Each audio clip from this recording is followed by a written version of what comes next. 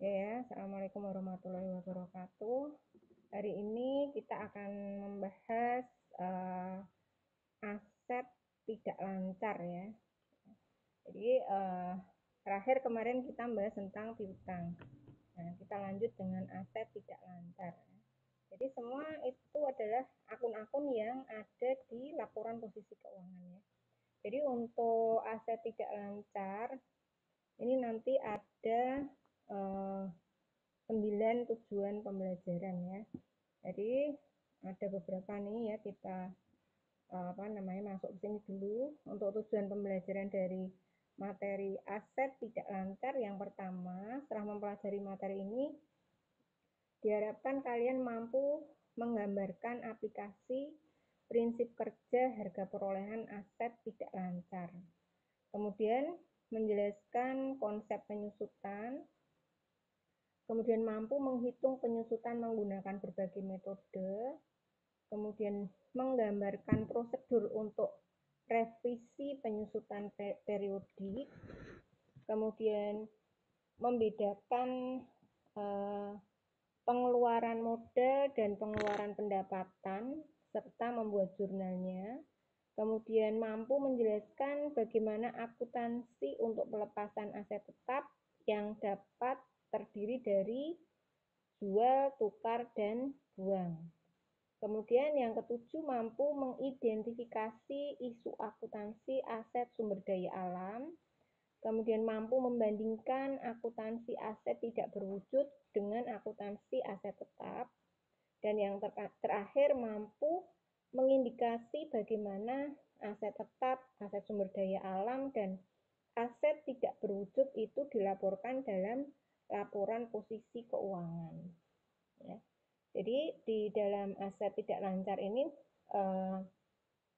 akan dijelaskan ini ya, aplikasi prinsip harga perolehan aset tetap, aset sumber daya alam, dan aset tidak berwujud.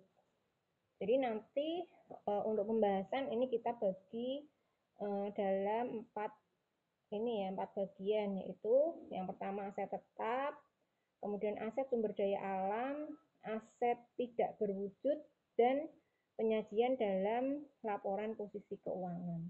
Ya, kita bahas satu-satu. Ya, jadi kalau kita gambarkan seperti ini ya. Jadi aset tidak lancar ya. Jadi aset tetap ini akan kita bahas tentang harga perolehannya, bagaimana penyusutan atau depresiasinya, kemudian pengeluaran selama masa manfaat, dan disposal aset tetap. Kemudian untuk sumber daya alam itu nanti terdiri dari harga perolehan dan penyusutan atau depresi kalau di sumber daya alam. Kemudian aset tak berwujud ini terdiri dari harga perolehan, penyusutan namanya amortisasi, dan biaya yang terdiri dari biaya penelitian dan pengembangan. Kemudian yang terakhir penyajian dalam laporan posisi keuangan.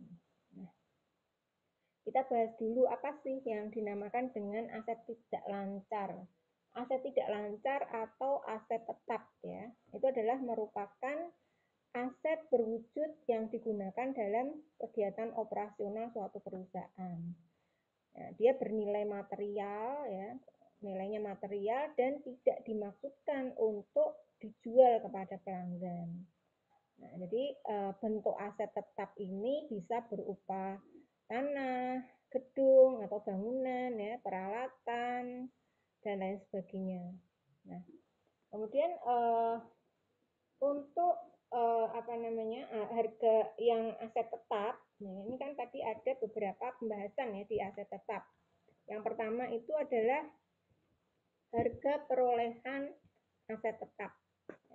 Jadi aset tetap itu dicatat sebesar harga perolehan ya, sesuai dengan cost principle ya, yang dicatat itu sebesar seluruh biaya yang seharusnya dikeluarkan termasuk harga perolehan aset tetap, dan biaya pembuatannya itu sampai dia siap untuk digunakan ya. Jadi penerapan prudent cost itu menyatakan bahwa pengeluaran yang tidak seharusnya dikeluarkan itu tidak bisa diakui dalam harga perolehan aset tetap. Tetapi dia harus diakui sebagai beban, rugi, atau aset lain-lain. Ya, jadi kalau pengeluaran yang tidak seharusnya itu tidak boleh dimasukkan ke dalam harga perolehan ya. Nah, kemudian harga perolehan aset tetap itu akan dicatat sebesar kas yang dikeluarkan, atau kalau dia dibayar dengan tidak menggunakan kas, maka dia harus menggunakan harga pasar wajar dari akun non kas yang diserahkan tadi. Ya, jadi kalau misalnya mau menukar mesin lama dengan mesin yang baru, berarti mesin lama itu kalau misalnya nukar, berarti kan tidak ditukar dengan uang ya, tidak dibeli dengan uang, tapi ditukar dengan barang ya, maka mesin lama itu harus dinilai dulu ya. Jadi kalau sudah dinilai baru nanti kekurangannya berapa. Jadi seperti itu. Jadi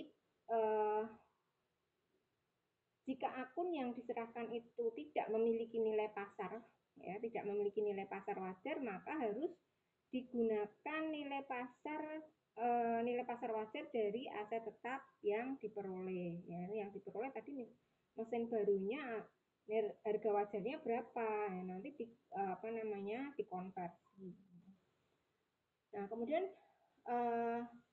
selanjutnya, ya, jadi seluruh biaya yang seharusnya dikeluarkan ini ya, jadi harga perolehan ini ya sudah ada. Jadi jika akun yang diserahkan itu tidak memiliki nilai pasar wajar, maka digunakan nilai pasar wajar dari aset tetap yang diperoleh dalam perolehan aset tetap akun yang diserahkan, ya, selain kas ya, itu bisa berupa aset non kas tadi sudah ya. Nah, harga perolehan tanah atau land termasuk harga beli tunai, kemudian biaya penyelesaian seperti balik nama dan biaya notaris, kemudian biaya broker, ya, biaya broker real estate dan pajak itu harus dibayar oleh pembeli. Nah, itu termasuk harga perolehan ya. Jadi seluruh biaya yang seharusnya dikeluarkan sampai tanah itu siap digunakan, ya, itu akan didebit ke akun tanah. Ya. Nah, kemudian kalau jadi yang merupakan ini tadi misalnya ya, kalau perolehan aset tetap itu misalnya itu tanah ya, harga perolehannya itu terdiri dari apa saja ya. Jadi kalau harga perolehan tanah itu terdiri dari harga beli tunai, kemudian biaya penyelesaian, ya, biaya penyelesaian itu misalnya adalah balik nama tadi ya, kemudian biaya komisi broker real estate, pajak pajak pembelian itu yang menanggung adalah pembeli ya, itu dinamakan masuk harga perolehan. Nah, kemudian kalau harga perolehan pengembangan tanah termasuk seluruh pengeluaran yang seharusnya dibayar untuk membuat pengembangan tanah sampai siap digunakan halaman pagar, tempat parkir dan penerangan jalan ya. Jadi harga perolehan bangunan itu termasuk seluruh pengeluaran terkait dengan pembelian dan pengembangan gedung ya, itu kalau harga perolehan gedung. Nah, kita nanti masuk ke contoh aja ya biar nanti lebih mudah nih ya. Ini jadi tanah dan bangunan adalah aset yang, jadi kalau kita menilai ya, kalau kita mau membeli gedung, tentunya kalau membeli gedung itu kan pasti tanah dan gedung ya, nggak mungkin gedung saja, nanti dia akan berdiri di mana, kan nggak mungkin berdiri di awang-awang ya. Pasti kalau kita beli bangunan atau kita beli rumah pasti include dengan tanahnya. Namun tanah dan bangunan itu adalah aset yang bisa dipisahkan dan harus dicatat secara terpisah meskipun tanah dan bangunan tersebut diperoleh secara bersamaan. Ya, jadi harga perolehan peralatan ini misalnya kalau harga perolehan peralatan dan kendaraan, jadi nanti kamu bisa mengira-ngira ya, memprediksi. Jadi bukan memprediksi ya, sebenarnya ini sudah seharusnya ya. Jadi kalau kamu menghitung harga perolehan peralatan atau kendaraan itu adalah terdiri dari harga beli tunai, kemudian pajak penjualan, ongkos angkut masuk, dan asuransi selama pengiriman yang dibayar oleh pembeli. Itu adalah harga perolehan. Nah, harga perolehannya termasuk seluruh biaya yang dibutuhkan untuk perakitan, pemasangan, dan pengujian peralatan. Ya. Pengeluaran yang berulang, misalnya ada perizinan atau surat izin mengemudi SIM itu kan sifatnya berulang ya, 5 tahun sekali. Kemudian asuransi kan juga pembayarannya kan tiap bulan ya. Itu tidak boleh dimasukkan ke harga perolehan ya, dia masuknya ke beban ya, masuknya beban pada saat terjadinya. Nah, ini ada contohnya ya. Contohnya misalnya sepanjang tahun 2017 perusahaan Zoya memiliki transaksi aset tetap sebagai berikut ya. Jadi misalnya ini tanggal 12 Januari 2017. Perusahaan Zoya membeli kendaraan dengan harga beli 20 juta. Ditambah ongkos angkut masuk 5 juta, asuransi selama pengiriman 2.500.000, kemudian biaya pengecatan untuk melukis dan menulis profil produk perusahaan pada kendaraan itu adalah 7 juta. Pajak penjualan 3 juta, izin mengemudi 300.000, dan asuransi kecelakaan selama 2 tahun dibayar di muka sebesar 8 juta. Kemudian tanggal 21 Juli transaksinya ya, dibeli mesin pabrik seharga 30 juta dengan memberikan uang muka 5 juta dan menandatangani wesel dengan bunga 10% jangka waktu 1 tahun sebesar 25 juta. Nah, bagaimana pencatatannya? Nah, kita lihat dulu tanggal 12 Juli dulu ya. Tanggal 12 Juli tadi membeli kendaraan ya. Kendaraannya nilainya tadi berapa tadi? 230 juta ya. Ya. 230 juta ditambah ongkos angkutnya 5 juta. Berarti kan masuk ya nih ya. Masuk ke harga perolehan 230 ditambah 5 juta. Yaitu 235. Kemudian asuransi selama pengiriman. Kalau asuransi selama pengiriman masuk enggak?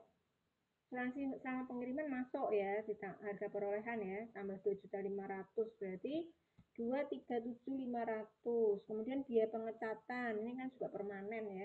Jadi masuk harga perolehan. 237.500 ditambah 7 juta. Berarti 237 berarti 24 berapa?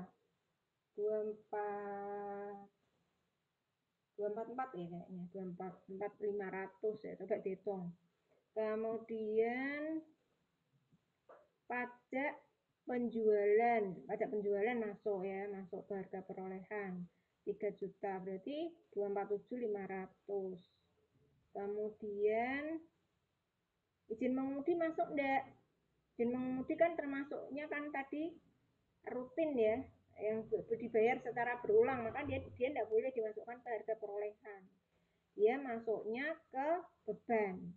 Asuransi kecelakaan selama 2 tahun dibayar di muka. Ya, berarti ini juga tidak dimasukkan ke harga perolehan karena dia dibebankan setiap bulan ya. Jadi pembayaran secara berulang tidak boleh dimasukkan ke harga perolehan. Dia masuknya ke beban ya. Jadi jurnalnya adalah yang pertama adalah kendaraan ya. Berarti nilai kendaraannya adalah 247.500.000 di debit. Ya, jadi kalau kamu mau membedakan debit kredit ini, ya silahkan dikasih notasi ya.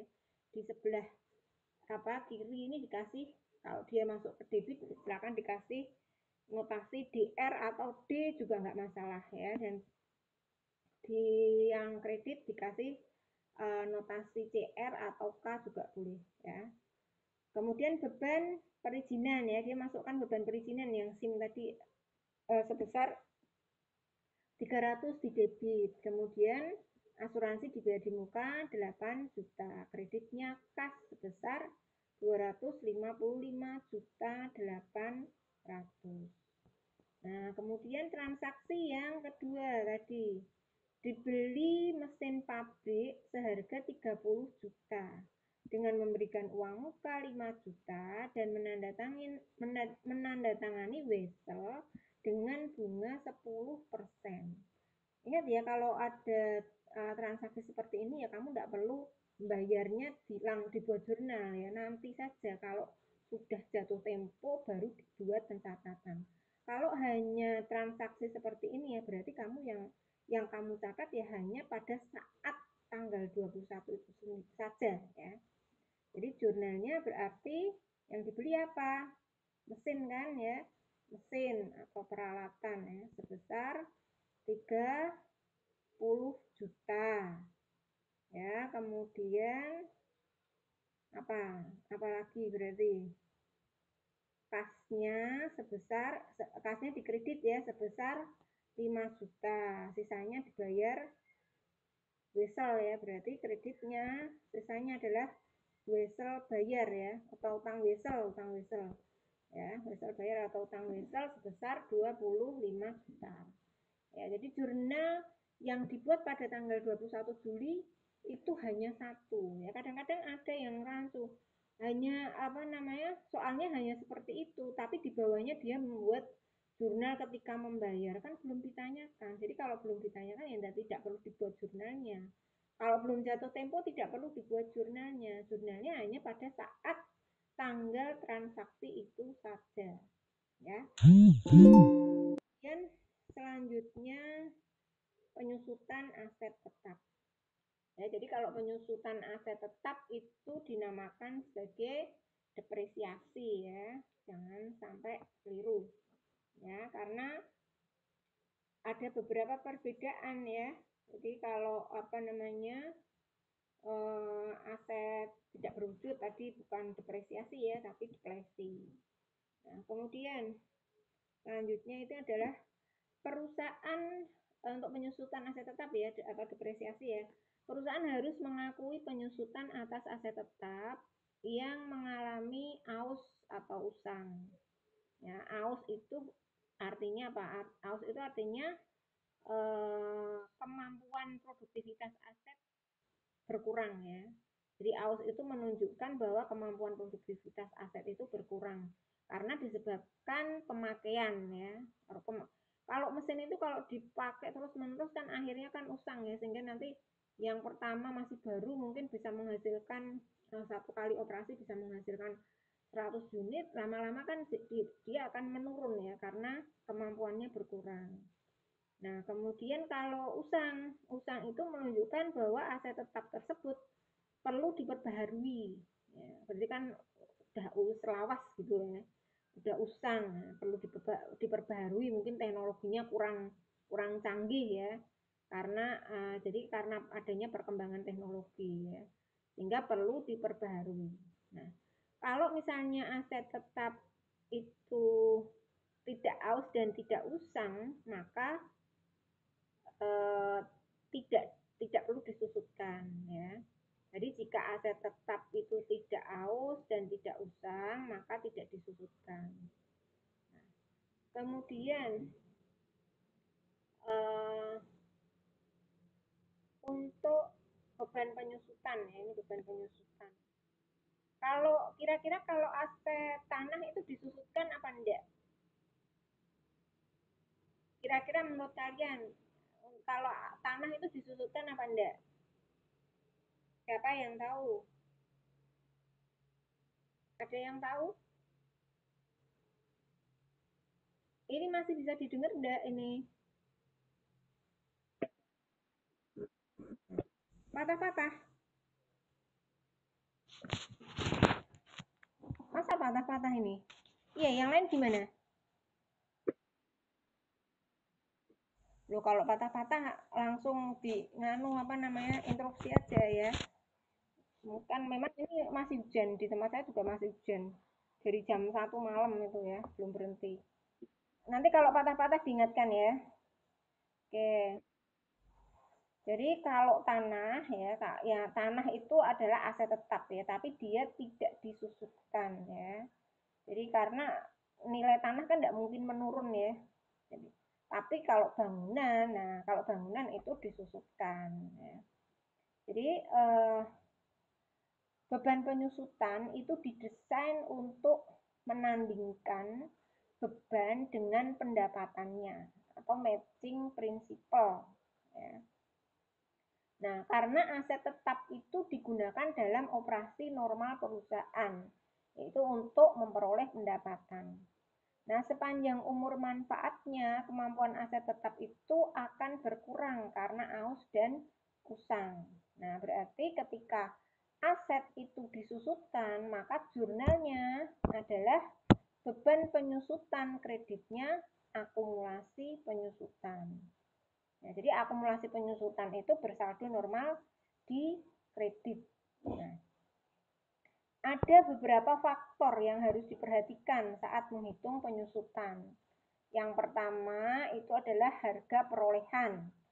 Kemudian yang kedua taksiran masa manfaat. Dan yang ketiga itu adalah taksiran nilai sisa. Ya, jadi kalian harus memperhatikan ya ketika kalian mau menghitung penyusutan ya, harga perolehannya berapa. Jadi taksiran masa manfaatnya atau umur ekonomisnya berapa, nilai sisanya berapa, itu harus dicermati. Nah, ada 3 metode pengakuan penyusutan, yaitu metode garis lurus, metode unit aktivitas, dan metode saldo menurun. Namun ya yang sering digunakan itu adalah metode garis lurus ya. Jadi metode garis lurus itu mengakui penyusutan aset dengan jumlah yang sama sepanjang umur manfaat aset tetap tadi. Jadi apabila tidak ada pembelian aset tetap baru atau pelepasan aset tetap yang lama. Jadi dia menyusutkan dengan nilai yang sama setiap tahunnya. Nah, kemudian kalau untuk metode garis lurus itu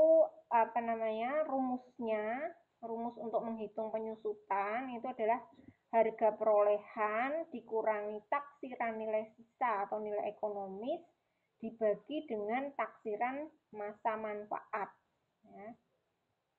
Ini taksiran nilai sisa, bukan taksiran nilai ekonomis ya, tadi taksiran nilai sisa dibagi dengan taksiran umur manfaat atau umur ekonomis.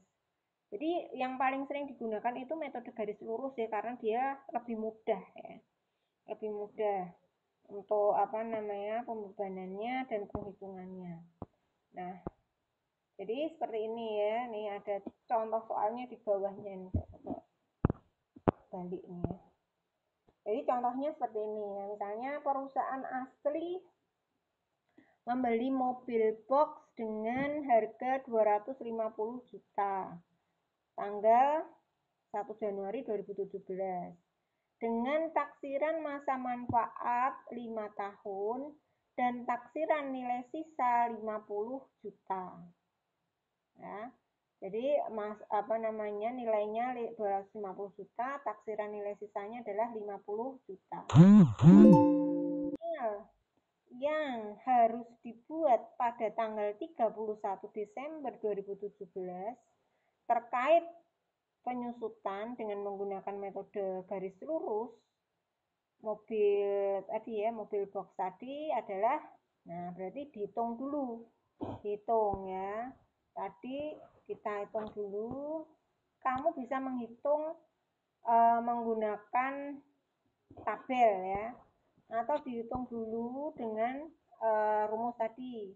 Harga perolehannya berapa? Harga perolehannya adalah 250 juta ya, 250 juta nih, 250 juta. Kemudian nilai sisanya adalah, kurang nilai sisa ya, nilai sisanya 50 juta, berarti kan 200 juta. Umur manfaatnya berapa?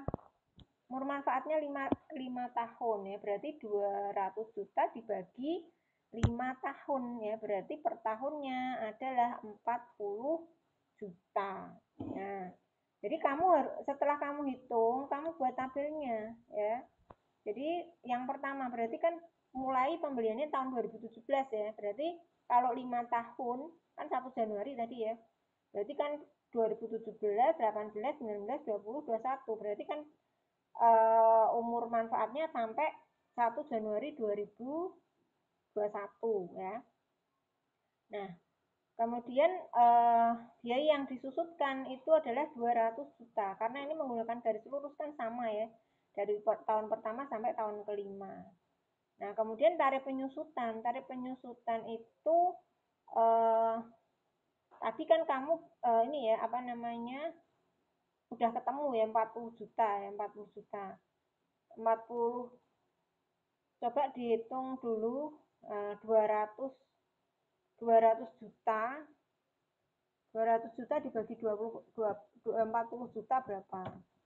Nah, coba dihitung 200 coba ini saya silahkan dihitung ya, jangan hanya dilihat saja. Kalau ada hitungan itu sebaiknya kamu ikut menghitung, ngecek ya benar apa salah ya. Siapa tahu perhitungan yang saya tulis ada kelewatan atau ada yang keliru kan nggak tahu nih ya. Jadi 200 juta tadi kan sudah dihitung ya, 200 juta 200 juta dibagi 40 juta 40 juta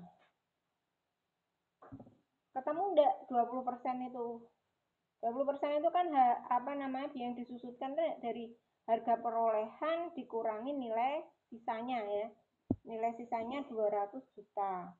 Nah kemudian 40 per 200 ya, berarti kalau dibuat prosentase penyusutan yang tadi satu tahunnya itu 40 juta itu adalah 20% ya, 20% ya ternyata ya. Setiap tahunnya itu disusutkan sebanyak 20%.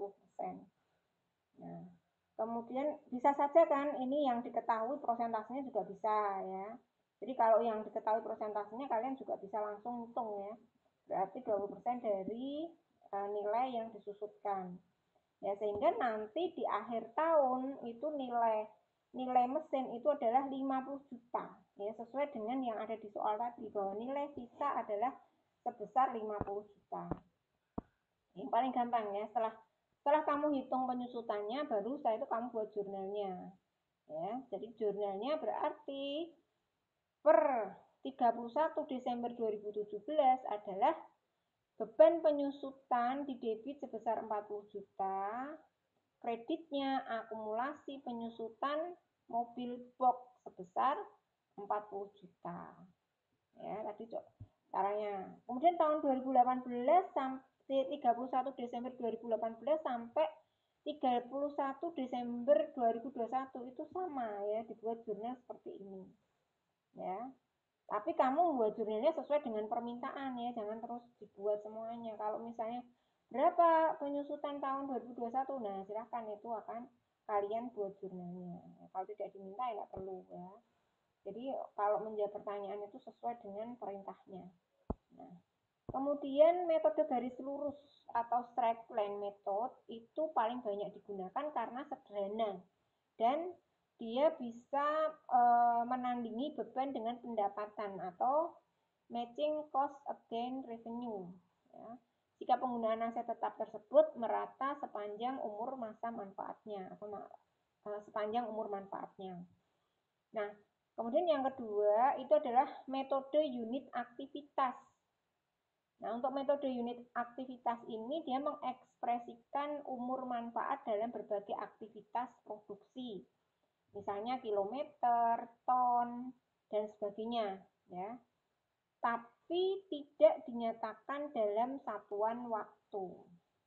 Kalau menggunakan rumus aktivitas, unit aktivitas, rumusnya adalah harga perolehan, kemudian dikurangi taksiran nilai sisa itu ya yang benar ya. Nah, kemudian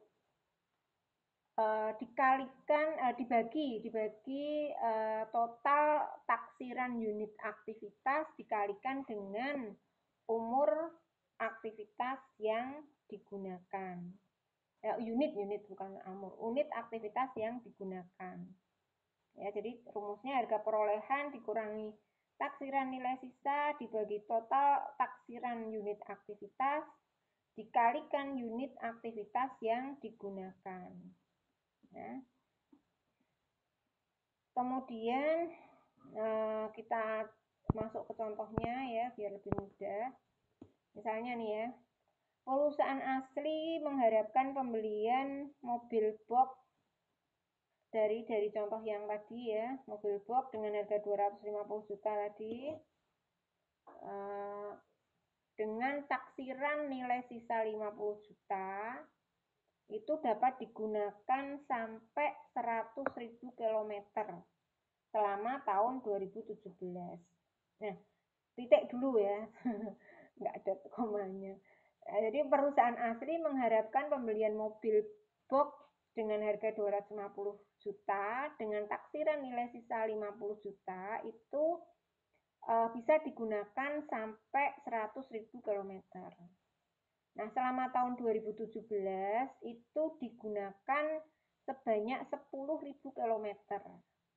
Selama tahun 2018 digunakan 25.000 km.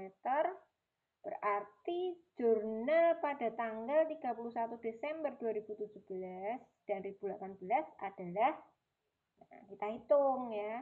Tadi kan sudah ada rumusnya ya. Rumusnya berarti 250 juta kan tadi harga perolehan dikurangi nilai sisa. 250 juta dikurangi 50 juta dibagi taksiran unit aktivitas yang taksiran unit aktivitasnya berapa? Kan 100.000 ya, 100.000 km. Dikalikan digunakan pada tahun 2017 yaitu 10.000 km. Ya, itu akan ketemu 20 juta ya. Silahkan kalian hitung ya. Biar tahu perhitungannya. Berarti jurnalnya pada tanggal 31 Desember 2017 adalah beban penyusutan kreditnya akumulasi penyusutan mobil box sebanyak 20 juta. Ya. Kemudian jurnal penyesuaian untuk tanggal 31 Desember 2018. Masih sama ya menggunakan tadi ya. Jadi 250 juta dikurangi 50 juta dibagi 100.000 dikalikan aktivitas yang dipakai tahun 2018 adalah 25.000. Berarti totalnya adalah 50 juta ya. Berarti jurnalnya pada tanggal 31 Desember 2018 adalah beban penyusutan 50 juta di debit, kreditnya akumulasi penyusutan mobil box sebesar 50 juta ya. Jadi tergantung aktivitas di masing-masing tahun ya. Jadi mungkin antara tahun pertama sampai tahun kelima kalau aktivitas yang digunakan mungkin digunakan itu sama, mungkin jumlahnya juga akan sama penyusutannya ya. Tapi kalau aktivitas yang dipakai itu tidak sama, maka total yang dibebankan juga tidak akan sama.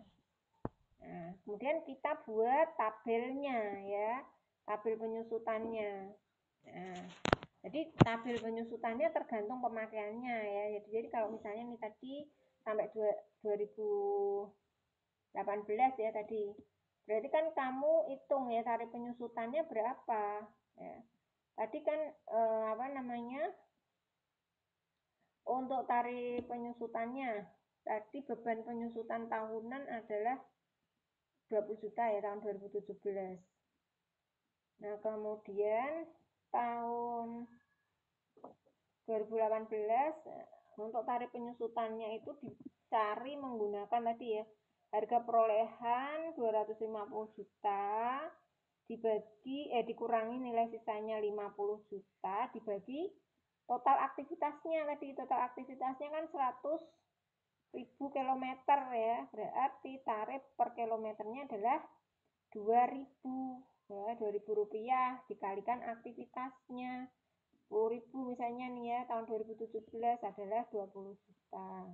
Berarti akumulasi penyusutan akhir tahun 2017 adalah 20 juta, sehingga nilai buku akhir tahun 2017 adalah 250 dikurangi 20, yaitu 230. Kemudian tahun 2018 sama ya, tadi sudah dihitung. Berarti total penyusutan akhir tahun 2018 adalah 70 juta ya, 20 ditambah 50 ya. Berarti nilai buku akhir tahun 2018 adalah 230 dikurangi 50 ya, berarti 180. Kemudian tahun 2019 tarifnya 2000, pemakaiannya 15, berarti penyusutannya adalah 30 juta ya. Berarti akumulasi penyusutannya adalah jadi total ya, tinggal di total per tahunnya dari tahun pertama, kedua, ketiga itu diakumulasi. Ya, kemudian nilai akhirnya juga menyesuaikan ya. Tadi berarti dari 180 ditambah dikurangi penyusutan tahun 2019 30, artinya di sini nilai buku akhirnya adalah 130 ya. Begitu seterusnya berdasarkan aktivitas yang digunakan sehingga pada tahun 2021 31 Desember 1 Januari ya, tadi 1 Januari atau 31 Desember 2021 nilai sisanya adalah sebesar 50 juta. Jadi setiap metode kalian harus masukkan ke dalam tabel ya setelah perhitungan ya, untuk menghitung penyusutan per tahunnya. Kemudian selanjutnya adalah metode saldo menurun ya. Metode saldo menurun. Nah, untuk metode saldo menurun ini dapat diformulakan dengan menggunakan double declining balance atau 2 kali atau 175%. Kemudian declining balance 1,75% atau 1,7 ya, atau 150% declining balance ya, 1,5. Nah, kemudian beban penyusutan yang dihitung dengan menggunakan metode saldo menurun akan menghasilkan angka penyusutan lebih besar di awal tahun pemakaian dan makin lama makin berkurang atau menurun. Ya. Nah, kita lihat ya, jadi kalau 2 kali itu berarti double declining ya. Double declining. Nah, jadi rumusnya tunggu dulu.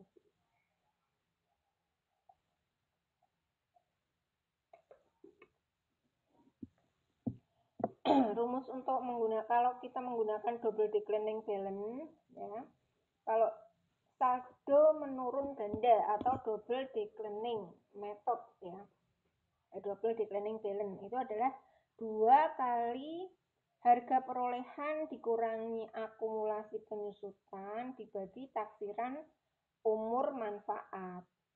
Nah, dari rumus tadi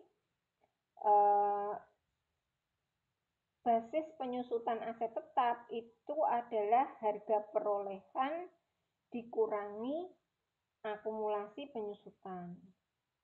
Kalau metode penyusutannya adalah 175% declining balance, maka rumusnya adalah 1,75 dikalikan harga perolehan dikurangi akumulasi penyusutan dibagi taksiran umur manfaat ya. Kemudian kalau menggunakan metode penyusutannya adalah 150% declining balance, maka rumusnya adalah 1,5 dikalikan harga perolehan dikurangi akumulasi penyusutan dibagi taksiran umur manfaat. Nah, kita masuk contoh. Contohnya ya.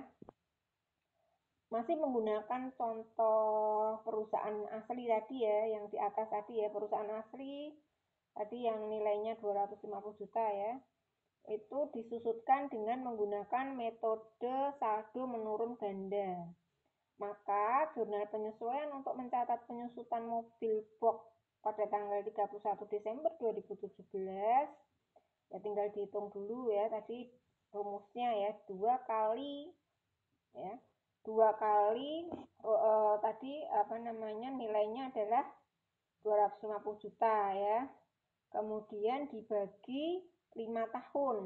Umur manfaatnya kan 5 tahun. Kan akumulasinya belum ada ya kalau di tahun pertama ya. Di tahun 2017 kan belum ada akumulasi, masih 0 ya. Berarti 250 juta dibagi 5 tahun berarti 100 juta ya, 100 juta. Nah, itu untuk tahun 2017. Berarti jurnal penyesuaian yang dicatat untuk tahun 2017 adalah beban penyusutan kreditnya akumulasi penyusutan mobil box sebanyak 100 juta. Nah, tahun 2018 kita lihat jurnal penyesuaian yang dibuat tanggal 31 Desember 2018 bagaimana? Kalau menggunakan double declining ya, berarti kan 2 kali nilai perolehannya berarti kan 250 juta. Nah, di tahun pertama, tahun 2017 sudah ada akumulasi penyusutan sebanyak 100 juta ya.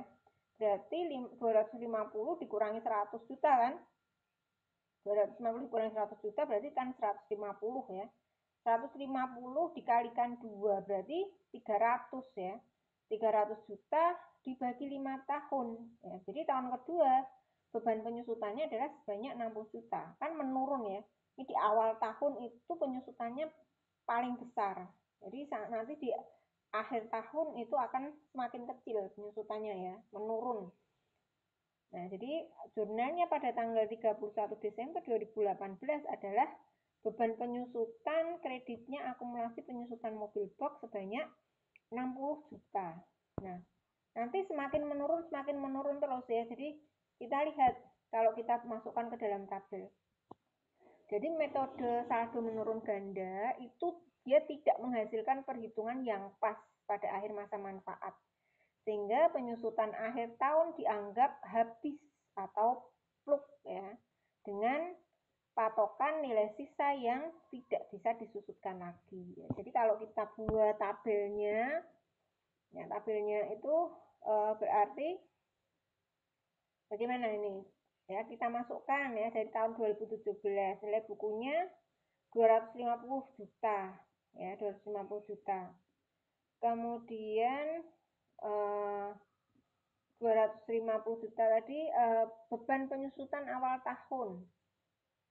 Artinya di sini berapa berarti prosentasenya? Coba ya, 100 juta. Coba. 100. Nah, ini ya.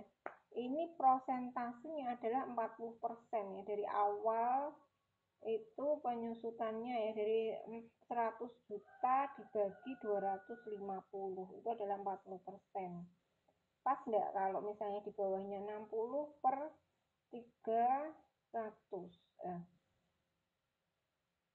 60 per 150 ya, jadi penyusutannya itu adalah 40% ya, 40% itu. Kemudian kita masukkan dulu ya ini ya. Jadi yang pertama tadi kan akumulasi penyusutan tahun pertama 100, tahun kedua kan 60 tadi ya, 160 ya, berarti akumulasi penyusutannya kan 100 ditambah 60 ya. Berarti 100 nilai akhir tadi ya 250 dikurangi 100 150. Kemudian dikurangi 60 berarti tinggal 90. Kemudian tahun 2019 caranya sama juga ya. Berarti kan 90 juta dikalikan 40%. Dikalikan 40% nih, berarti 36 juta. Berarti total akumulasinya tahun 2019 adalah 196 juta. Atau kalau kamu mau ngitung satu-satu juga bisa ya. Tadi tahun 2019 berarti kan 250 dikurangi 100 dikurangi 60, iya kan, dikurangi 60 ya. Dikurangi 60 berarti berapa? Berarti kan 250 dikurangi 100 dikurangi 60 berarti 200. Ngitungnya 250 dikurangi 100 dikurangi 60 berarti kan 90 ya. 90. Kemudian tadi tarifnya gimana tadi? Nih dibagi 5 tahun. Saya nggak pas nih, saya sebentar. Oh 2 kali kok, salah. 2 kali 90 dikali, benar ya, 250 dikurangi 100, 250 dikurangi 160 dikalikan 2 dibagi 5, iya benar 36. Caranya gitu. Kalau misalnya gini kok caranya kok apa namanya, gimana kalau satu-satu ya, jadi gitu ya. Jadi tahun 2019 ya berarti penyusutan 36 itu bisa kamu hitung dari 2 kali 250 dikurangi 160 kan. Nah kalau tahun 2020 ya berarti 2 kali 250 kurangi tadi akumulasi penyusutannya berapa nih, 100 ditambah 30 tambah 36, tinggal dikurangkan seperti itu, sehingga nanti di tahun 2021 itu tidak ada yang disusutkan, nol. Jadi ini dianggap kurang relevan ya, kurang relevan karena tidak tahun terakhir sudah tidak bisa disusutkan lagi, padahal ini kan masih ada nilai sisanya. Jadi apa namanya, di awal tahun terlalu besar ya penyusutannya. Kemudian selanjutnya adalah pengeluaran selama masa manfaat aset tetap. Ya. Jadi pengeluaran selama masa manfaat aset tetap. Ini tadi yang ini ya, tadi sudah jelas ya ini untuk apa namanya, nanti bisa ditanyakan ya di akhir. Saya lanjutkan dulu. Jadi pengeluaran selama masa manfaat aset tetap setelah pengakuan awal itu bisa dibedakan menjadi dua, yaitu pengeluaran pendapatan atau revenue expenditure dan pengeluaran modal atau capital expenditure. Nah, perbaikan untuk apa namanya, perbaikan biasa atau perbaikan yang sifatnya berulang itu adalah merupakan pengeluaran untuk pemeliharaan efisiensi operasi dan pemeliharaan umur manfaat aset tetap. Kemudian pengeluaran untuk pemeliharaan rutin itu disebut dengan pengeluaran pendapatan atau revenue expenditure ya. Jadi kalau pengeluaran itu sifatnya rutin, itu berarti dia masuk pada pengeluaran pendapatan ya, atau revenue expenditure. Nah, berarti jurnal yang dibuat itu adalah beban pemeliharaan kreditnya kas. Ya. Nah, untuk pengeluaran modal itu adalah pengeluaran untuk meningkatkan efisiensi operasi, kemudian meningkatkan kapasitas produktif, kemudian untuk memperpanjang umur manfaat aset tetap. Nah, itu biasanya pengeluarannya itu jumlahnya cukup besar atau material dan timbulnya tidak terfrekuensi ya, atau biasanya timbulnya itu tiba-tiba, jadi tidak rutin. Berarti kalau seperti ini dimasukkan dalam pengeluaran modal ya, atau capital expenditure. Maka jurnalnya kalau pengeluaran modal itu adalah aset tetap, dia diakui sebagai aset tetap ya, dia tidak diakui sebagai beban tapi langsung diakui sebagai aset tetap kreditnya kas. Tuh. Nah, contoh soalnya. Contoh soal ini jika mobil box perusahaan asli pada akhir tahun 2020 nilai terpulihkannya adalah atau recoverable ya. Recoverable amount-nya adalah sebesar 70 juta. Padahal nilai buku akhir tahun itu adalah nilai buku akhir tahun 2020 adalah 90 juta. Sehingga berarti kan ada rugi. Ya, jadi kan tadi nilai terpulihkannya itu 70 juta. Padahal nilai buku akhir tahun, nilai buku itu kalau dia dihitung berdasarkan tadi ya, penyusutan tadi 90 juta. Nah, berarti kan ada selisih ya. Selisihnya adalah selisih rugi, itu sebanyak 20 juta. Maka ketika ada transaksi seperti itu, jurnal yang dibuat adalah berarti tahun 2020 berarti kamu langsung lihat aja yang menggunakan metode garis lurus tadi ya. Kita lihat, karena yang lebih representatif itu adalah yang metode garis lurus ya. Ini ya, ini ya, bukan. Kita lihat ini aktivitas. Biar kamu, ini ya. Tahun 2020 total penyusutannya adalah 160 juta. Nilai bukunya kan 90 ya. Nah, ternyata 90 juta nih. Ternyata ketika mau dijual itu ternyata nilai terpulihkannya hanya berapa tadi? Hanya 70 juta kan, sehingga ada rugi. Nah, berarti jurnal yang dibuat adalah akumulasi penyusutannya tadi ya. Di tahun 2020 totalnya 160 juta. Seharusnya kalau nilainya sama kan kalau misalnya nilainya sama-sama dengan nilai bukunya kan berarti akumulasi penyusutan, kemudian di di bawahnya kan kas ya, kas karena mendapat ini tadi nilai terpulihkan tadi ya, pendapatan harusnya ya. Akumulasinya sebanyak 160 juta, kreditnya mobil box kan nilainya kan 180 juta. Yang berasal dari mana? 180 juta. Ini coba ada perhitungannya ya. Jadi harga perolehan mobil box itu kan 250 juta. Pada akhir tahun 2020 nilai terpulihkan 70 juta, sehingga harus dikurangi 180 ya. Berarti kan 250 dikurangi 70. Berarti kan nilai mobil box-nya kan harus dikurangi sebanyak 180 ya. Coba dihitung.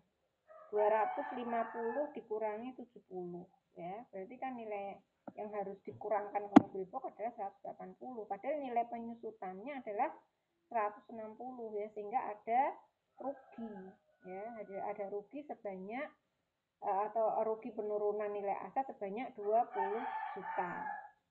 Nah, kalau misalnya dengan contoh yang sama, jika nilai pasarnya itu adalah 100 ya. Tadi nilai pasarnya 100 juta. Nilai bukunya kan 90 juta tadi ya. Tahun 2020. Berarti ada surplus atau peningkatan ya, surplus atau kenaikan revaluasi. Berarti jurnalnya adalah akumulasi penyusutan tahun 2020 tadi adalah 160 juta. Kreditnya mobil box sebanyak 150 juta, kreditnya surplus revaluasi sebesar 10 juta. Nah, mobil box itu kan nilainya dari 250 dikurangi nilai revaluasinya tadi, nilai pasarnya tadi ya 100 ya, sehingga nilainya adalah yang dikurangkan adalah sebanyak 150 juta. Ya, selisih antara harga perolehan dengan nilai pasarnya ya, nilai wajarnya.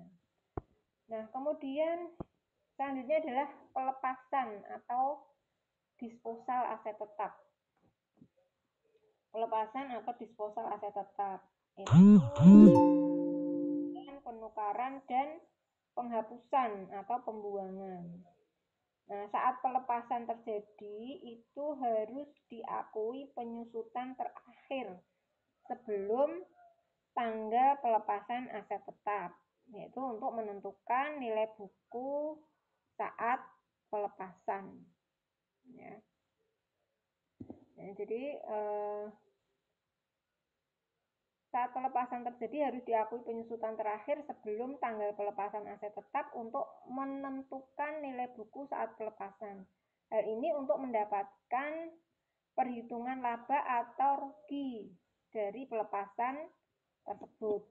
Nah, laba dari penjualan aset tetap yang diperoleh jika kas yang diterima itu lebih besar dari nilai buku aset yang diserahkan, dan sebaliknya, jika kas yang diterima itu lebih kecil dari nilai buku aset yang diserahkan, itu akan menimbulkan laba atau rugi. Ya. Laba dari pertukaran aset tetap yang diperoleh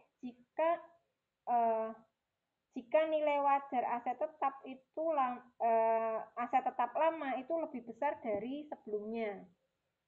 Ya. Begitupun sebaliknya, kalau laba dari penghapusan atau pembuangan aset tetap itu bisa diperoleh jika nilai ganti dari perusahaan asuransi lebih besar dari nilai tukar aset tetap yang dibuang atau sebaliknya ya. Nah, laba atau rugi dari pelepasan aset tetap itu akan disajikan di laporan laba rugi sebagai penghasilan lain-lain atau beban lain-lain. Ya. Other income or other expense. Ya. Contohnya masih menggunakan tadi ya, contoh yang penyusutan di akhir tahun 2020 ya, menggunakan contoh tadi ya. Jika pada akhir tahun 2020 sebelum dibuat jurnal penyesuaian untuk penyusutan mobil box, perusahaan asli tadi dijual dengan harga 100 juta. Ya, jadi pada akhir tahun 2020 tadi ya, sebelum dibuat jurnal penyesuaian untuk penyusutan tadi, mobil box yang dari perusahaan asli tadi dijual dengan harga 100 juta. Maka jurnal yang dibuat adalah beban penyusutan kreditnya akumulasi penyusutan. Kan setiap kalau menggunakan metode garis lurus kan penyusutannya setiap tahun kan sama ya, sebanyak 40 juta. Nah, kemudian jurnal saat penjualan mobil box kan baru dibuat penyusutan dulu ya, penyusutan. Nah, jurnal saat penjualan mobil box berarti adalah kasnya yang diterima tadi kan sebesar nilai wajarnya ya, di debit 100 juta, kemudian akumulasi penyusutan sampai tahun 2020 tadi ya 160 juta, kreditnya mobil box senilai harga perolehan karena dia dijual kan, kalau dijual kan berarti nilainya harus dikeluarkan semua ya, harga perolehannya harus dikeluarkan semua ya, sebanyak 250 juta. Nah, kemudian selisihnya selisih apa? Selisih merugikan atau menguntungkan. Nah, kasnya 100 ditambah 160 kan berarti totalnya 260. Padahal nilai mobil boxnya kan 250 ya. Berarti terjadi laba penjualan mobil box ya, di kredit ya sebesar 10 juta. Ya. Nah, kemudian selanjutnya jika aset tetap sudah disusutkan penuh dan tidak ada lagi nilai sisanya, sebelum dihapus perlu ditinjau ulang apakah benar sudah tidak ada lagi manfaatnya. Jika tidak dapat digunakan lagi, itu akan dihapus ya. Jadi pada saat akhir tahun 2021 itu ya, itu kan mobil box itu umur manfaatnya kan sudah habis ya. Nah, kira-kira ketika setahun sebelum masa manfaat itu habis kan perusahaan kan bisa memperkirakan kan ya. Jadi bener enggak ini kalau masa manfaatnya tahun 2021 itu apakah benar mesin itu benar-benar tidak bisa digunakan. Kalau memang tidak bisa digunakan, nanti pada akhir tahun 2021 akan dibuat jurnal adalah akumulasi penyusutan di debit kreditnya aset tetap. Nah, berarti kan nilainya nilai sebesar nilai perolehannya ya sebesar tadi apa namanya 250 juta. Nah, tapi kalau misalnya kayaknya nih masih bisa dipakai nih apa namanya di akhir tahun meskipun masa manfaatnya sudah habis tahun 2021 mesin itu masih bisa dipakai. Nah, jika masih bisa digunakan sebaiknya berarti kan sebelum umur manfaatnya berakhir. Jadi sebelum tahun 2021 itu harus dibuat estimasi ulang ya dengan memperpanjang taksiran umur manfaatnya. Nah, perubahan estimasi umur manfaat dan estimasi nilai sisa itu akan diperlakukan prospektif, tapi harus diperkirakan sebelum masa manfaatnya habis ya. Nah, kira-kira gimana misalnya misalnya nih apa namanya, tapi tidak saya buat contoh di sini ya. Misalnya coba di akhir tahun 2020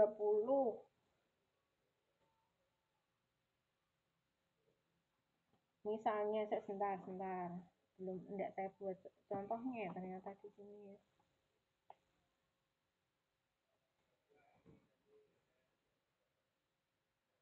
Coba kalau misalnya nih kalau misalnya apa namanya misalnya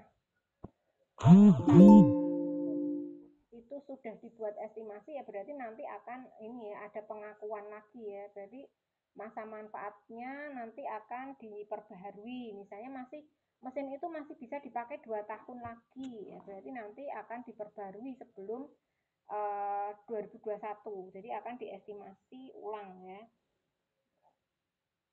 ini ternyata enggak saya buat contohnya ya di sini ya sebenarnya ada sih sebenarnya penyesuaian menggunakan mobil box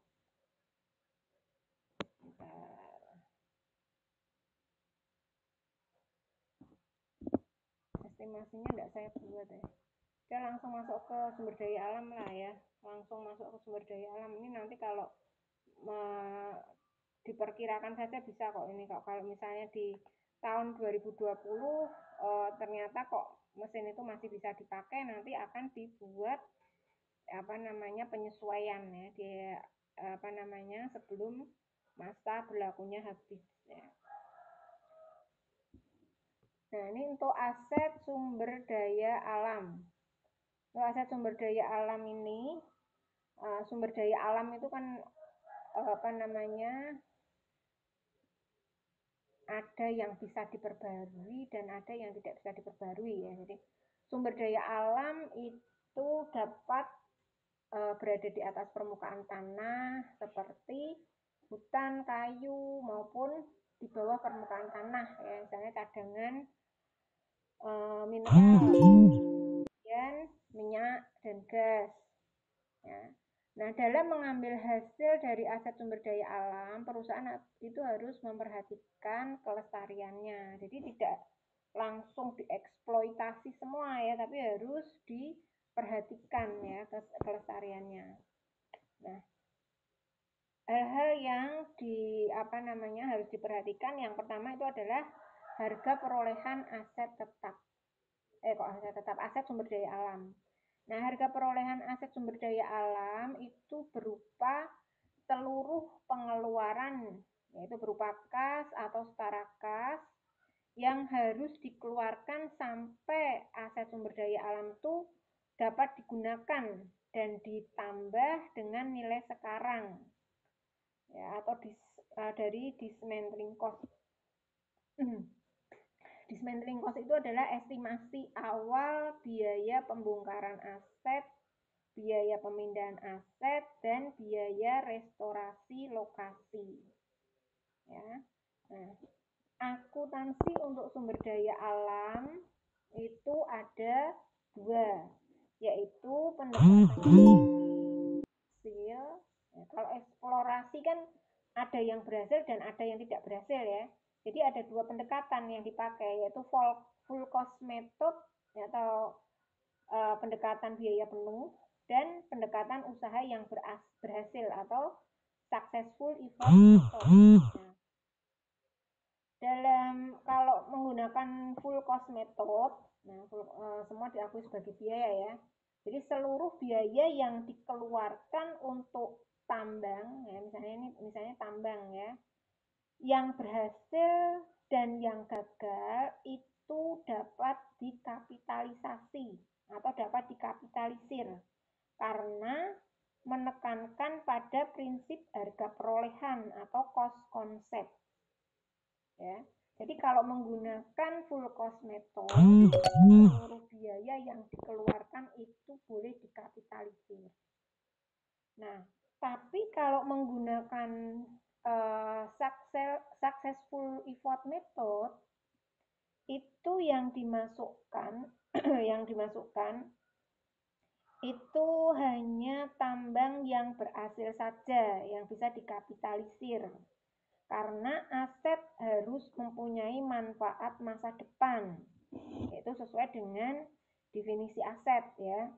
Definisi aset itu kan memberikan manfaat masa depan.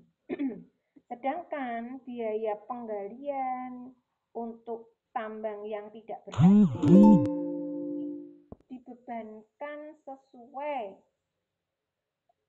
akan dibebankan sesuai dengan definisi beban yang tidak memiliki manfaat di masa depan.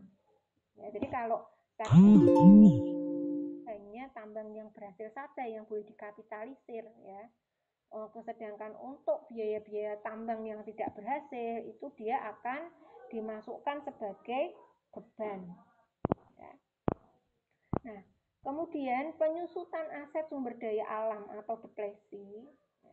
Jadi sumber daya alam yang seringkali disebut aktiva yang dapat habis itu adalah mencakup minyak, ya, mineral dan kayu, ya. Jadi karena apa? Karena biasanya kalau depresi itu adalah penghapusan harga perolehan aset sumber daya alam secara sistematis dan rasional ya. Nah, biasanya depresi itu dihitung dengan menggunakan metode unit of activity. Ya, seperti tadi kan ada unit aktivitas ya. Karena apa? Karena umumnya depresi itu adalah merupakan fungsi dari unit yang ditambang sepanjang tahun ya. Nah, rumusnya nih ya. Jadi rumusnya untuk depresi itu adalah total harga perolehan. Nah, ini Morat Marit ini ya. Ini harusnya garisnya itu ada di bawahnya total harga perolehan ya. Total harga perolehan dibagi total taksiran unit yang ditambang. Ini ya sama dengan yang tadi ya, apa namanya? Metode unit aktivitas ya. Dikalikan unit aktual yang ditambang di periode tersebut.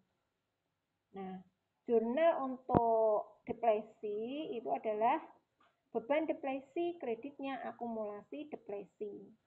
Diingat-ingat ya, jadi bedakan ya ketika kamu menyusutkan aset tidak lancar ya, aset tetap dengan aset sumber daya alam, aset tak berwujud itu akan berbeda ya.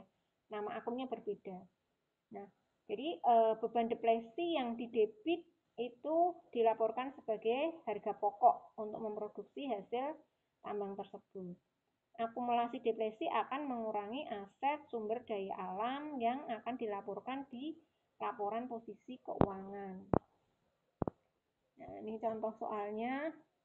Perusahaan penambang batu bara melakukan investasi senilai 50 miliar pada suatu tambang yang diestimasi memiliki 10 juta ton ya. Memiliki 10 juta ton batu bara tanpa nilai sisa.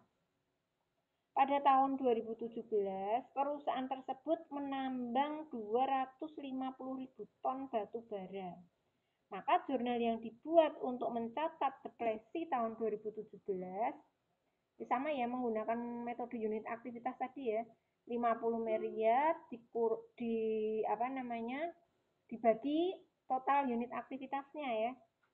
Karena ini di sini tidak ada nilai sisanya ya, langsung dibagi dengan total unit aktivitasnya. 50 miliar dibagi 10 juta ton dikalikan unit yang ditambang tahun 2017 yaitu 250.000 ton ya, sehingga tahun 2017 jurnalnya adalah depresi batu bara sebesar 1.250.000.000, kreditnya akumulasi depresi sebanyak 1.250.000.000. Itu untuk depresi. Jadi kalau misalnya nanti tahun 2018 yang ditambang adalah 200 juta ya tinggal dibagi saja ya. Ini kan ketemu tarifnya sebenarnya ya.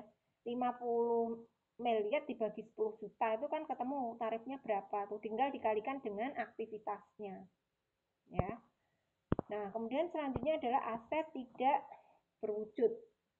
Aset tidak berwujud itu berupa hak ya, berupa hak atau keunggulan kompetitif yang dihasilkan dan dari kepemilikan aset jangka panjang ya. Jadi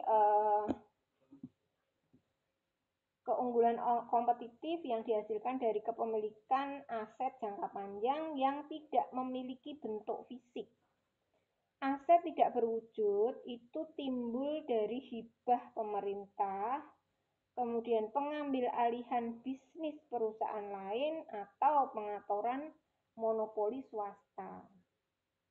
Yang pertama yang harus diperhatikan ya, yang pertama tadi harga perolehan aset tidak berwujud.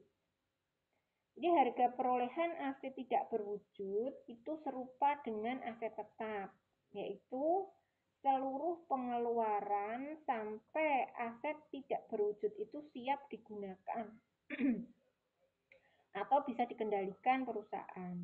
Nah, jenis aset tidak berwujud itu bisa berupa paten, copyright, ya, trademark atau trade name ya, kemudian ada franchise ya.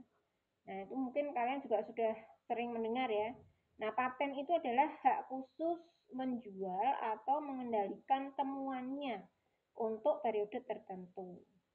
Nah, harga perolehan paten ya. Jadi harga perolehan paten itu adalah sebesar kas atau setara kas yang dikeluarkan saat perolehan paten. Jika ada tambahan pengeluaran untuk keberhasilan mempertahankan paten berupa legal loss, itu akan ditambahkan ke harga perolehan paten ya, dan akan diamortisasi ke sisa umur manfaatnya. Kemudian yang kedua adalah copyright ya. Copyright itu memberikan hak khusus bagi pemegangnya untuk memproduksi ulang dan menjual hasil karya artistik dari atau hasil karya yang dipublikasikan. Nah, itu kalau copyright. Kemudian trademark. Trademark itu adalah trademark atau trade name itu adalah berupa kata-kata atau frase atau jingle atau simbol yang melekat pada produk atau perusahaan tertentu. Nah, misalnya kalau yang Telkomsel itu simbol trade name-nya atau trademark-nya apa? Ini biasanya kan slogan ya, seperti slogan. Itu sebenarnya itu ada haknya ya. Nah, kemudian mungkin kamu juga bisa nanti ya kalau misalnya punya usaha, terus kamu punya jingle atau trade name yang itu bisa dipatenkan ya. Kemudian ada franchise, itu adalah perjanjian ya, di mana franchisor itu menjamin franchisee hak untuk menjual beberapa produk tertentu, kemudian memberikan jasa tertentu atau menggunakan trademark atau trade name tertentu. Umumnya itu biasanya dalam area geografis tertentu ya. Franchise itu banyak yang kamu jumpai ya, misalnya ada ada fried chicken, ada McD, itu kan masuknya kan franchise ya. Nah, jadi bisa juga ya, franchise itu bisa juga ini apa namanya, perizinan ya. Perizinan di badan pemerintahan atau maupun swasta ya, menggunakan ini fasilitas publik ya dalam memberikan jasanya. Kemudian goodwill saya tulis ya di sini. Nah, goodwill itu adalah aset tidak berwujud dengan banyak keunikan ya, dan banyak keunikan sehingga tidak dapat disatukan penyajiannya dengan aset tak berwujud lain. Jadi tidak bisa disatukan ya kalau goodwill itu ya. Jadi goodwill itu adalah merupakan nilai yang didistribusikan pada manajemen yang baik, lokasi yang strategis, pelanggan yang setia, produk yang berkualitas, kebijakan harga yang wajar, dan hubungan baik dengan serikat buruh. Nah, jadi banyak ya karena dia memiliki keunikan. Nah, goodwill itu hanya bisa diidentifikasi dengan perusahaannya ya. Jadi goodwill hanya bisa diidentifikasi dengan perusahaannya, dia tidak bisa dijual terpisah dari perusahaannya. Nah, goodwill itu hanya dicatat saat pengambil alihan atau pembelian bisnis perusahaan lain. Nah, nilai goodwill itu akan dihitung dari selisih lebih harga perolehan perusahaan yang diambil alih dengan nilai pasar wajar atas nilai aset atau modalnya dari perusahaan yang diambil alih tersebut. Ya. Jadi kalau goodwill itu biasanya umurnya tidak dibatasi ya.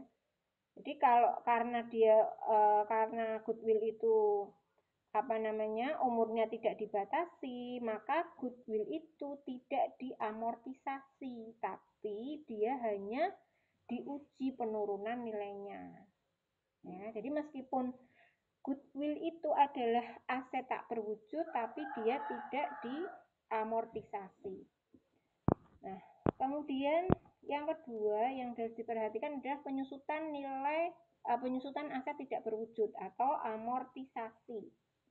Nah, amortisasi ini umumnya menggunakan metode garis lurus ya, di mana periode amortisasi itu menggunakan periode yang paling pendek atau yang terpendek antara legal life dengan economic life. Nah, kalau legal life-nya lebih pendek dari economic life-nya, itu berarti yang dipakai adalah legal life-nya. Kalau economic life-nya lebih pendek, maka yang dipakai adalah economic life-nya. Nah, kalau penyusutan tidak berwujud atau amortisasi ini menurut SAK ETAP ya tahun 2009 dan SAK MKM tahun nomor 28, ini dia sama-sama menyatakan bahwa taksiran nilai sisa untuk aset tak berwujud seharusnya sama dengan 0 tanpa memperhitungkan nilai residu. Nah, kemudian kalau SAK ETAP ya tahun 2080 itu ada tambahan penjelasannya, yaitu bahwa nilai sisa itu bisa diestimasi kalau ada komitmen dari pihak ketiga untuk membeli aset tidak berwujud tersebut ya, di akhir masa manfaatnya. Jadi harus ada komitmen ya kalau misalnya ada nilai sisanya. Kemudian ada pasar aktif bagi aset tak berwujud tadi ya. Dan kemudian nilai residu bisa ditentukan dengan mengacu pada harga yang berlaku di pasar tersebut, atau terdapat kemungkinan bahwa pasar yang aktif tersebut itu akan tetap ada pada akhir umur manfaat. Jadi harus memenuhi syarat tersebut ya kalau mau ditentukan nilai sisanya. Nah, misalnya nih contohnya, kalau sebelumnya ya, jadi untuk mencatat jurnal amortisasi itu adalah beban amortisasi kreditnya aset tidak berwujud ya. Tapi kalau aset tetap tadi kan jurnalnya beban penyusutan, kreditnya akumulasi penyusutan. Kemudian sumber daya alam beban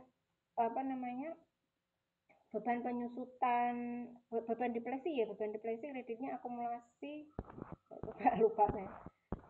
Coba tadi kalau jadi harus dibedakan ya. Nih ya, depresi yang disusutkan apa tadi? Jadi depresi batu bara, berarti kalau misalnya tambang minyak ya depresi, tambang minyak kreditnya akumulasi depresi. Jadi kalau tak berwujud, jurnalnya adalah beban amortisasi, kreditnya aset tak berwujud. Ada contohnya nih ya, perusahaan percetakan membeli paten pada awal tahun 2017 harga 720 juta dengan umur legal life-nya 20 tahun. Namun taksiran umur manfaatnya hanya 8 tahun. Nah, berarti yang dipakai ya yang 8 tahun ya. Maka jurnal untuk mencatat amortisasi paten per tahun adalah jadi 720 juta. Tadi kan mana yang paling pendek yang digunakan ya umurnya. Yang pendek adalah yang ekonomisnya, umur manfaatnya ya. Berarti yang dipakai yang umur manfaat ya 720 juta dibagi 8 tahun. Sehingga jurnalnya adalah beban amortisasi debit sebesar 90 juta, kreditnya paten sebesar 90 juta. Ya. Jadi mana yang terpendek. Nah, kemudian ini juga ya, yang kedua di aktiva tak berwujud ada biaya penelitian dan pengembangan. Jadi biaya penelitian dan pengembangan itu dikeluarkan untuk mengembangkan produk baru dan proses-proses baru.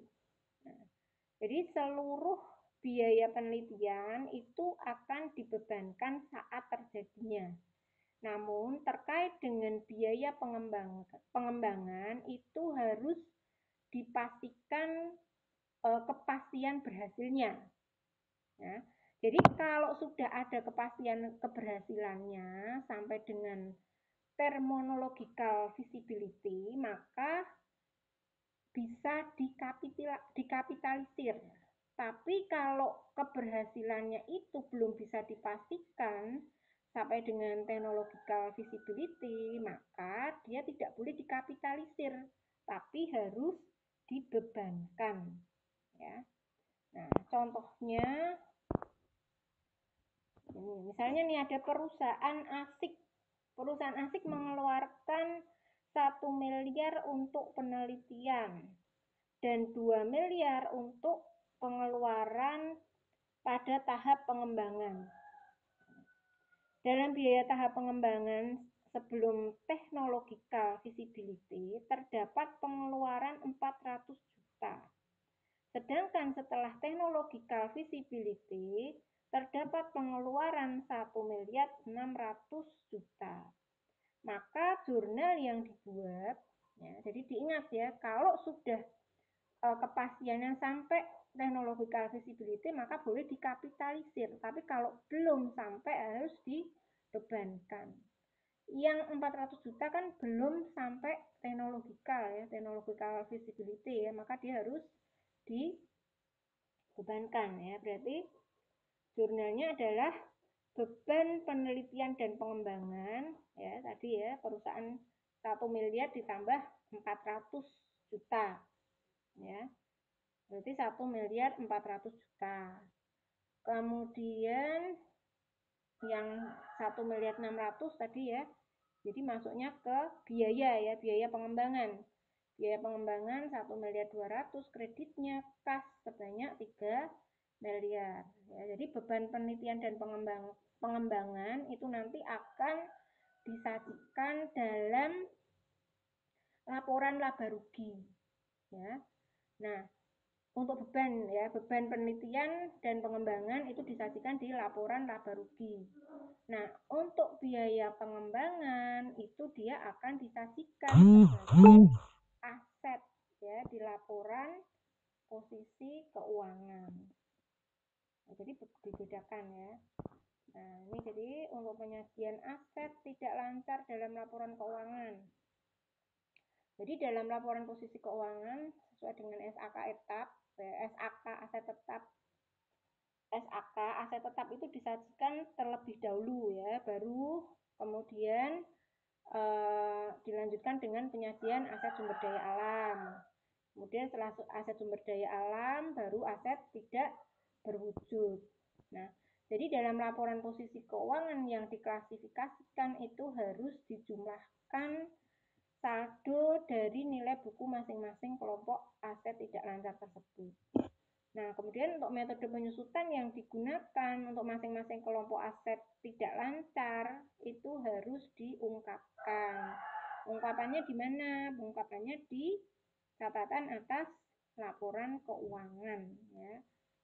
Jadi ini harus diungkapkan ya, pencatatannya bagaimana. Jadi kalau kita lihat ya, kita lihat di laporan posisi keuangan ini penyajiannya ya, kita lihat dulu. Ini ya, dari yang pertama adalah aset tidak lancar dulu ya. Aset tidak lancar, kemudian iya benar ya. Aset berwujud dulu ya, aset berwujud dulu. Dan baru aset sumber daya alam, setelah itu baru aset tidak berwujud ya. Jadi ini aset-aset yang tetap ini yang berwujud yang di atas ini ada tanah, bangunan, mesin, peralatan dan sebagainya.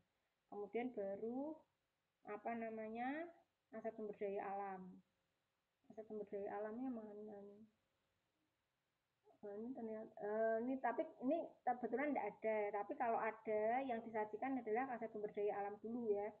Aset sumber daya alam dulu, baru setelah itu aset tak berwujud ya. Ini ada goodwill, ada paten ya dan lain sebagainya. Jadi karena ini dalam contoh ini tidak ada ya untuk sumber daya alam, tapi kalau ada yang disajikan itu dulu. Ya, gitu kira-kira untuk materi hari ini yang bisa saya sampaikan. Silahkan kalau ada pertanyaan ya. Untuk materi ini saya cukupkan dulu, ini saya tutup dulu untuk materinya.